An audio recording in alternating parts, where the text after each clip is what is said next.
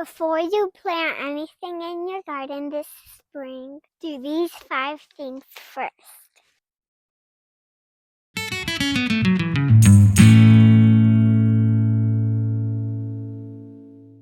Hi, my name is Amanda and welcome back to the Provident Gardener. I really need to get some spring crops in the ground. I'm a little bit behind. But first, I want to show you the 5 simple things I do to make sure my beds are ready for a successful gardening season. Now, there are lots of different ways and methods out there for gardening.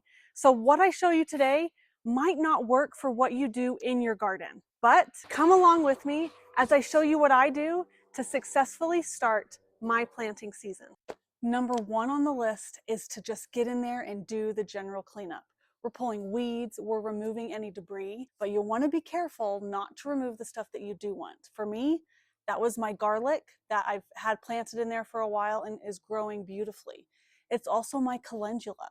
Calendula is not a perennial, but it readily reseeds. So last year it dropped seeds all over the place, and I have it coming up all over the place in my beds now. And if you have any perennials in your garden, you're going to want to be sure you leave those and don't pull them up. It may seem obvious, but as I get out in the garden with my kids and new gardeners, they don't always know or understand these things. So after you've gotten the general cleanup done and cleared those beds out of what they need to be cleared of, and let's move on to step 2, and that is to pull back your drip irrigation and kind of get it out of the way for the rest of the things you need to do. When you do this, it's also a good time to check it, see if any of your connections have broken, any obvious clogs. We did have some broken elbows and other connections that we had to replace this year. It's so much better to find it now than to wait till your plants aren't getting the water they need and you're wondering why, and then you realize, oh my goodness, my drip irrigation isn't working the way it's supposed to. I'm also going to throw in my plug now for an automated watering system. If you are watering your garden by hand, I would go so far as to say it's not getting enough water. I watered by hand a lot last year until we had our drip irrigation installed. I wasn't able to spend enough time out there to really give it the true deep watering it needed. We created a video last year showing how we put our drip irrigation system in, and I will link it down in the description if that's something you would be interested in.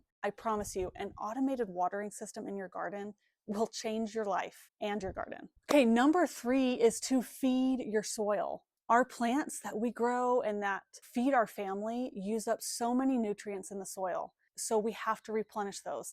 Now, this may seem obvious to a lot of you, but to me as a new gardener, it wasn't. I didn't realize I needed to put nutrients back into the soil that would then feed my plants again. So for me this year, I went through and topped all my beds with a compost heavy soil, spread that over the top of each bed, and even worked it in a little bit. Then I also took this as an opportunity to check my worm bins. I emptied them out, spread those worm castings all over the bed as well with that compost potting soil. And now my worm baskets are ready for me to reset them for this spring. Here's also a plug that you should consider doing worm bins in your gardens. It's pretty much free fertilizer for your plants. I will also link that video down in the description.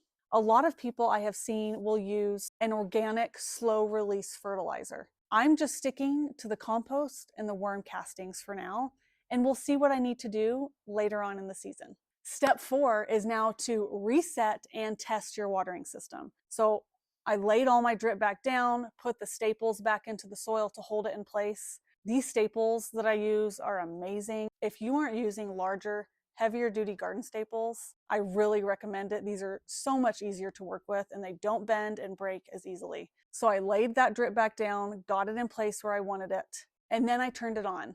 This was a second chance for me to find any leaks or clogs and to make sure it's all running well. I did find a crack in one of our elbow joints that we hadn't seen before, and so now we know about that and are able to get it replaced before it can cause a problem. And number 5 on my list, last but definitely not least, is to turn on the drip system and leave it on for at least a good maybe half an hour to really start getting that soil saturated before you plant. I added new soil that had not been saturated by any snow this winter, so it was dry, it needed it, and it also helps me with my planning. I can see where the soil is really getting saturated well, And that's where I want to put my plants. Now, under the soil, it's going to get more wet too. You may not see all the water coverage just from the surface, but I really want to focus on putting my plants where I know they're going to get enough water. Getting your garden beds ready for spring planting doesn't have to be complicated or overwhelming.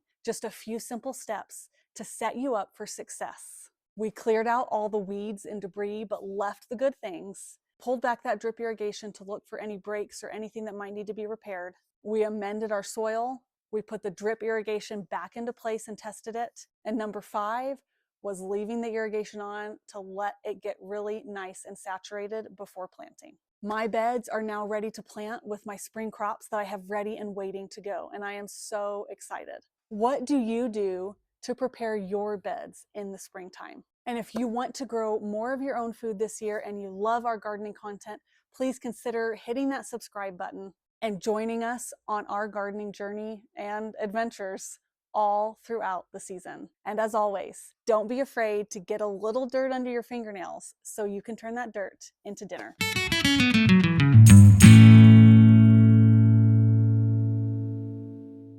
So you can do it.